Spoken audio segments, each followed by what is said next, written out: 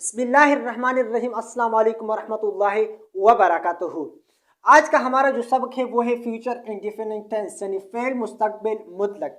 ये कौन सा ज़माना होता है और इसको हम किस तरह इस तरह के फ़िक्रे को हम तब्दील कर सकते हैं। इसमें हेल्पिंग वर्ड यानी इमदादी अफ़आल कौन से होते हैं, इस फ़िक्रे को हम किस तरह तब्दील कर सकते हैं। तो आज हम इस पर बात करने वाले हैं। देखते रहिए, साथ रहिए उस्मानुल्लाह के साथ। तो अगर कोई भी आपको कोई भी फिक्रा दिया जाए, यानी सेस में और 9th और 10th में इस तरह के इम्तिहानात में ये फिक्रे दिए जाते हैं और आपसे पूछा जाता है कि इस फिक्रे को तब्दील करें और ये कौन सा फिक्रा है, यानी कौन सी टेंस का कौन सी ज़माने का फिक्रा है। तो इस तरह के फिक्रे को हल करने के लिए आपको हमारे साथ जुड़े रहना होगा। तो देखते रहिए।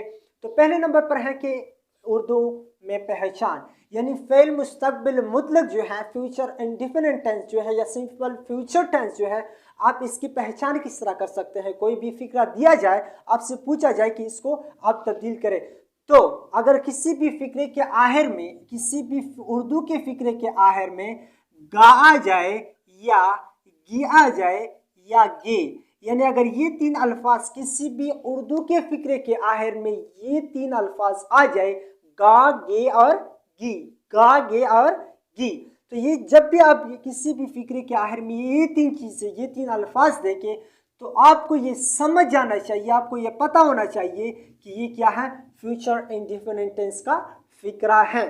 तो कोई भी आपसे सवाल कर सकता है कि इसकी आप मिसाल मुझे दे दे। तो इसकी मिसाल क्या होगी। मिसाल के तौर पर मैं कहता हूं कि मैं मदरसा में कल मदरसा जाऊंगा, मैं कल मदरसा जाऊंगा। तो आप देखिए इस फिक्रे के आखिर में क्या है, गा है और यहाँ भी गा है। तो उर्दू में पहचान, जब किसी भी फिक्रे के आखिर में गा आ जाए तो इसको हम फ्यूचर इंडेफिनिट टेंस कहते हैं। इसको हम फ्यूचर इंडेफिनिट के ज़िम्मे में हम लेके आते हैं।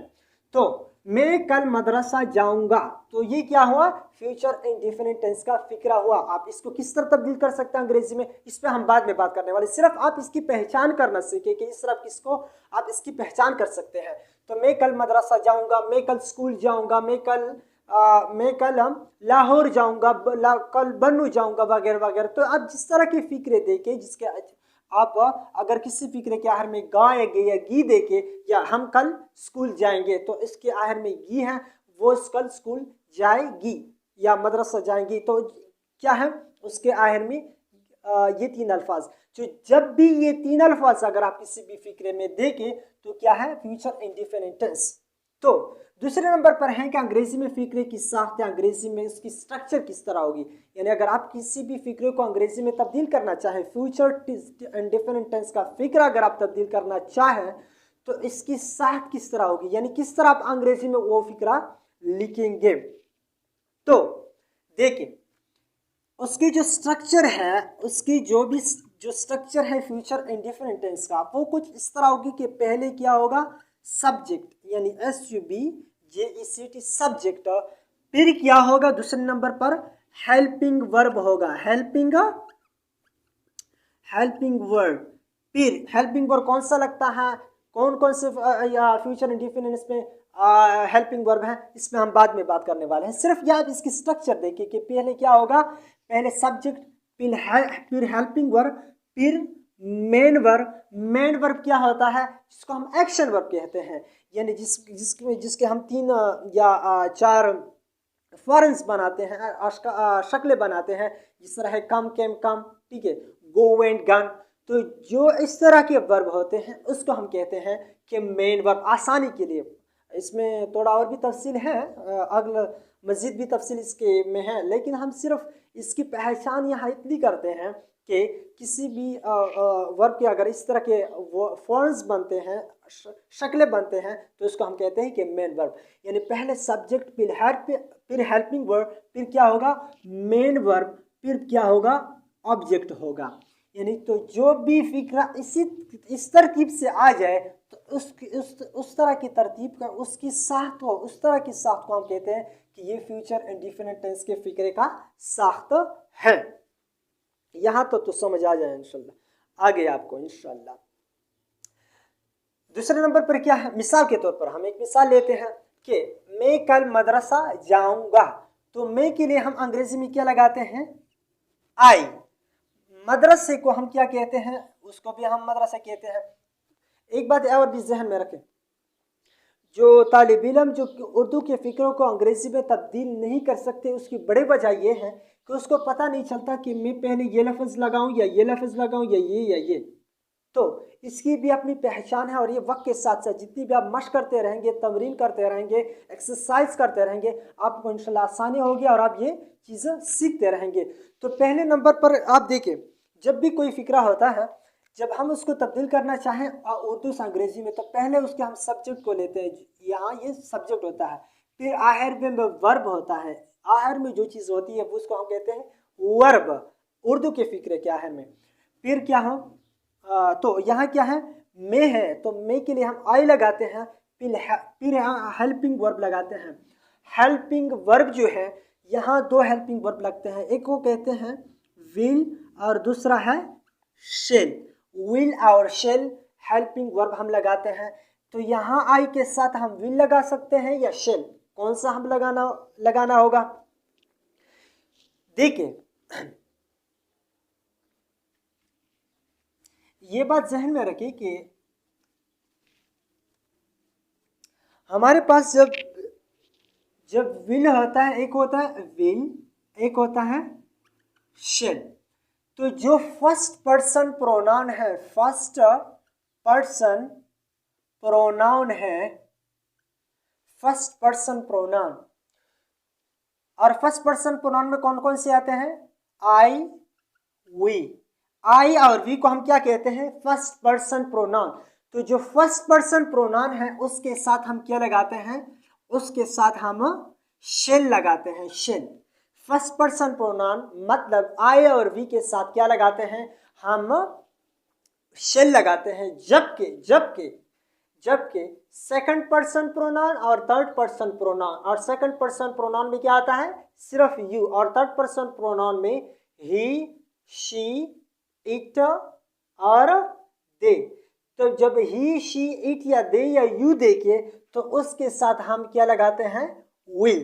तो कीप इन माइंड, ये बात जहन में रखे कि फर्स्ट पर्सन के साथ हम शेल लगाते हैं, जबकि सेकंड पर्सन और थर्ड पर्सन के नाम प्रोनाउन के साथ हम विल का इजाफा करते हैं। तो यहाँ क्या है, आई है, यानी फर्स्ट पर्सन प्रोनाउन है, तो इसके साथ हम कौन सा लगाएंगे, shell.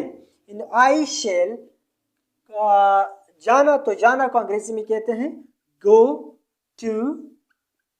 I shall go to, कहाँ जाऊंगा, मदरसा को। तो ये क्या है, ऑब्जेक्ट है, ये सब्जेक्ट, ये वर्ब, ये ऑब्जेक्ट। तो कल जाऊंगा, ठीक है।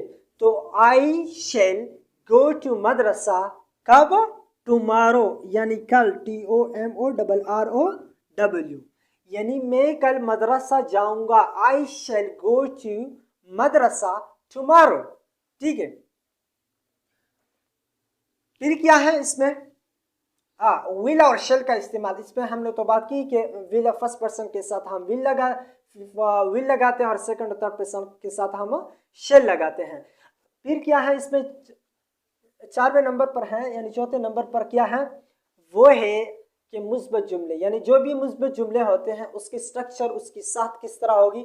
यानी मुस्बत जुमले की साख किस तरह होगी कि पहले सब्जेक्ट होगा, फिर क्या होगा, फिर हेल्पिंग वर्ब होगा, फिर क्या होगा, मेन वर्ब होगा, फिर क्या होगी, ऑब्जेक्ट होगी।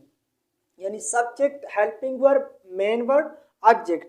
और मैंने इसकी मिसाल दी कि मैं कल मदरसा जाऊंगा, I shall go to madrasa tomorrow. इसी तरह अगर मनफी जुमले जो हैं, यानी जिसको हम कहते हैं कि नेगेटिव सेंटेंसेस, मनफी जुमले, उसमें क्या होगा, उसकी जो साख्त होगी, मनफी जुमले की जो साख्त होगी, मनफी जुमले की जो साख्त है, स्ट्रक्चर है, वो इस तरह होगी कि पहले सब्जेक्ट, फिर क्या होगा, हेल्पिंग वर्ब, फिर क्या होगा, नॉट, फिर क्या होगा, फिर क्या होगा, मेन वर्ब, फिर क्या होगा, ऑब्जेक्ट। मिसाल के तौर पर मैं कहता हूं कि मैं कल स्कूल नहीं जाऊंगा, मैं कल स्कूल नहीं जाऊंगा। तो मैं आई कैन, पहले तो हम सब्जेक्ट लगाते हैं, आई के साथ हम क्या लगाते हैं, शेल। आई शेल, फिर हेल्पिंग वर्ड सब्जेक्ट, फिर हेल्पिंग वर्ड, फिर not, I shall not go to, main verb go to school.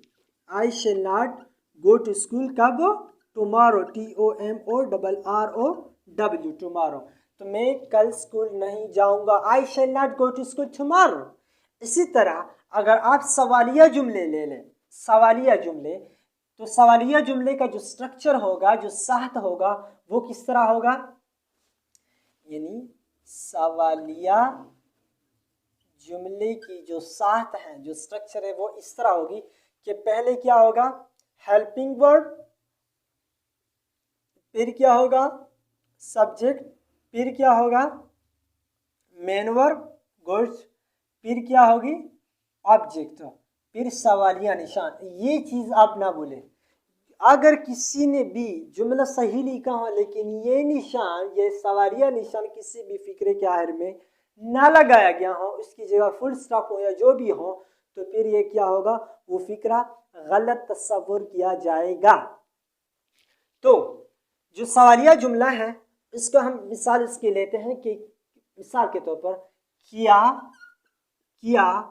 वो स्कूल, क्या वो स्कूल जाएगा, क्या वो स्कूल जाएगा, यहाँ आप सवाल करते हैं। तो पहले हम क्या लगाते हैं, क्या लगाते हैं, हेल्पिंग वर्ब, यानी या विल या होगा शेल। तो इसमें से कौन सा होगा, वो है। तो क्या वो स्कूल जाएगा मतलब क्या है, यहाँ थर्ड पर्सन है, तो थर्ड पर्सन के साथ हम क्या लगाते हैं, विल, शेल नहीं, विल। तो will he subject, go to main verb, school object,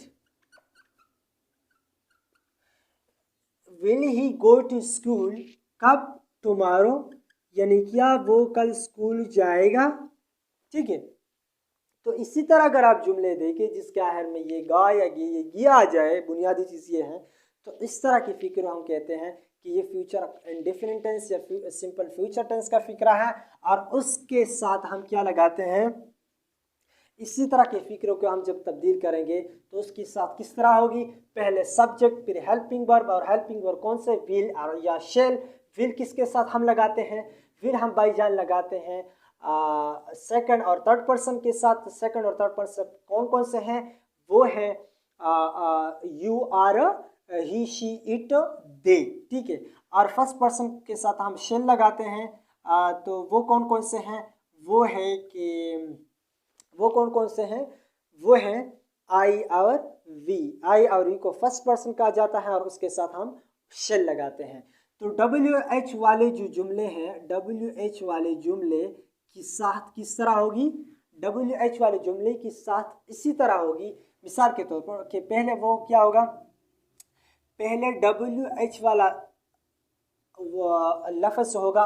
WH वाले वर्ड्स कौन से होते हैं, मिसाल के तौर पर हम मिसाल लेते हैं कि उसके अल्फाज लिखते हैं कि जो व्हाट है, किसी फिक्रे के में व्हाट आ जाए, व्हेन आ जाए, वेयर आ जाए, और वाई आ जाए, हाउ आ जाए, वगैरह वगैरह। तो इसी तरह के जो अगर किसी भी फिक्रे में इसी तरह अल्फाज आए जिसको हम कहते हैं WH वाले अल्फाज। तो पहले WH वाला अल्फाज लफ्ज़ होगा, फिर इसके बाद क्या होगा, हेल्पिंग वर्ब, फिर इसके बाद सब्जेक्ट, फिर इसके बाद मेन वर्ब, फिर इसके बाद ऑब्जेक्ट। ठीक है। फिर ये सवालिया निशान। मिसाल के तौर पर, वो कब मदरसा जाएगा, वो कब मदरसा जाएगा। तो कब के लिए हम क्या लगाते हैं, व्हेन लगाते हैं। तो पहले हमने WH वाला लफ्ज़ लिखा व्हेन, और फिर इसके बाद हम विल या शेल में से एक लगाएंगे। व्हेन, विल या शेल में से कौन सा होगा, तो यहाँ ही है, तो ही के साथ हम क्या लगाते हैं, विल लगाते हैं, शल नहीं लगाते हैं। When will he go to,